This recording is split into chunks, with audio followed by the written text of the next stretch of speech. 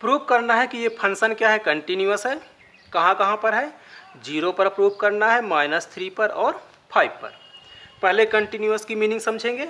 जैसे कोई फंक्शन है हमारा कुछ इस तरह का, तो ये फंक्शन है, ठीक। ये एक सीधी लाइन भी हो सकती है, जैसे कि ये मान लिया हमने। तो हम देख रहे हैं कि ये जो फंक्शन है ये कंटिन्यूअस तरीके से चल रहा है। ये देखिए कहीं से भी ये ब्रेक नहीं है, तो नहीं है तो ये क्या है, कंटिन्यूअस फंक्शन है।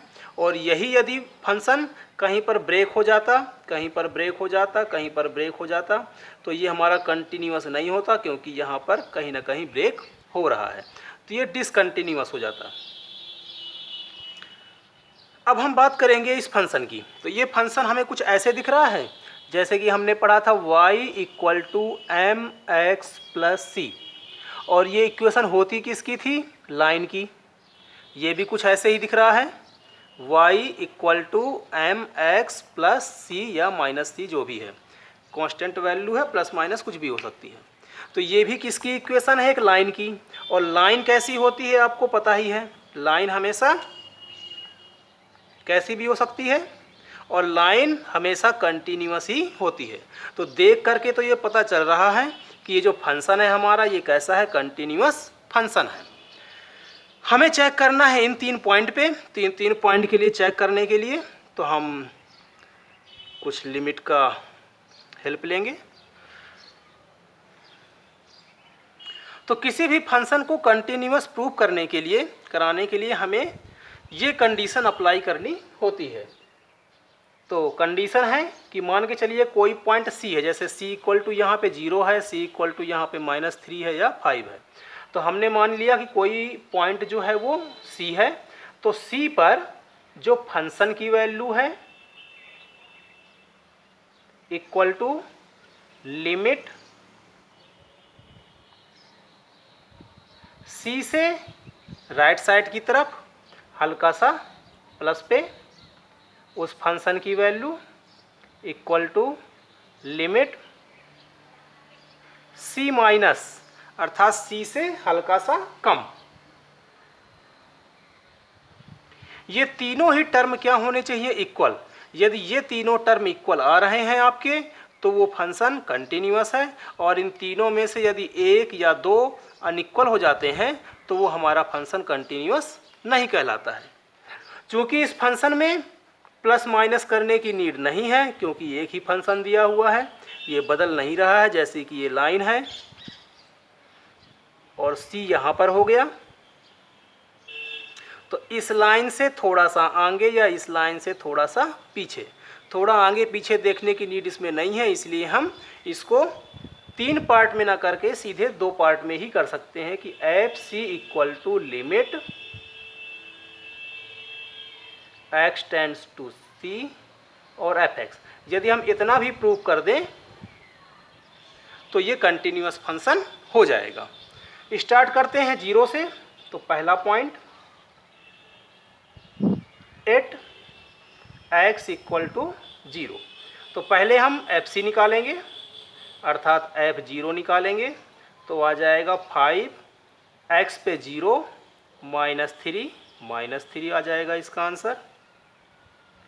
दूसरा हम निकालेंगे इसमें लिमिट में, लिमिट x टेंड्स टू 0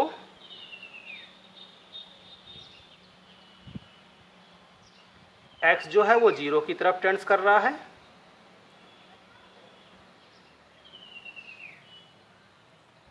और fx कितना है हमारा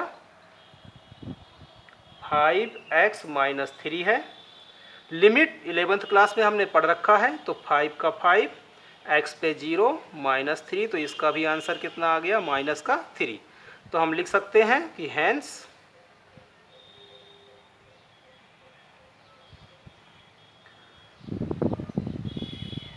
f0 = लिमिट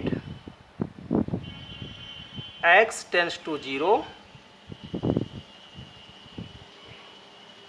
fx, दोनों ही क्या है, इक्वल हैं।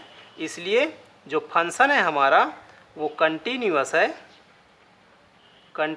है एट x = 0 पे। इसी तरह से हम 3 और 5 का भी फाइंड कर सकते हैं। तो अब हम करते हैं -3 का। तो सेकेंड कंडीशन के लिए एट x इक्वल टू -3 पर, -3 पे फाइंड करेंगे तो पहले हम निकालेंगे फंक्शन में, तो 5 का 5 x पे हो जाएगा -3, अगेन -3, 5 3 जा 15, 3 18, और इसी तरह से हम लिमिट पे भी निकालेंगे। तो x टेंड्स कर रहा है -3 पे और fx हो गया हमारा 5x -3। लिमिट हटेगी तो वैल्यू हम पुट करेंगे, तो 5 इंटू -3 तो ये भी आ गया -18। इस पे भी हम देख सकते हैं कि जो f -3 है वो किसके इक्वल है, तो वो इक्वल है लिमिट x टेंड्स टू -3 के। इसलिए ये फंक्शन भी क्या हो जाएगा, function is continuous at x equal to -3 पे। और इसी तरह से हम 5 को भी कर सकते हैं। तो एट x इक्वल टू 5 पर पहले f5 हो जाएगा आपका 5 इंटू एक्स पे 5 -3, 25 -3 22, और इसी तरह से हम लिमिट पे भी निकाल लेंगे। लिमिट को हम शॉर्ट में कभी कभी LT भी लिख सकते हैं। और 5x -3 इस पे भी वैल्यू पुट करेंगे, तो 5 इंटू 5 -3 जो कि कितना आ जाएगा 22। तो इसको भी हम लिखेंगे कि f5 पर और लिमिट x टेंड्स टू 5 पर दोनों ही क्या है, इक्वल हैं। इसलिए फंक्शन क्या हो गया हमारा, कंटिन्यूअस हो गया, और यही चीज़ हमें प्रूव करनी थी।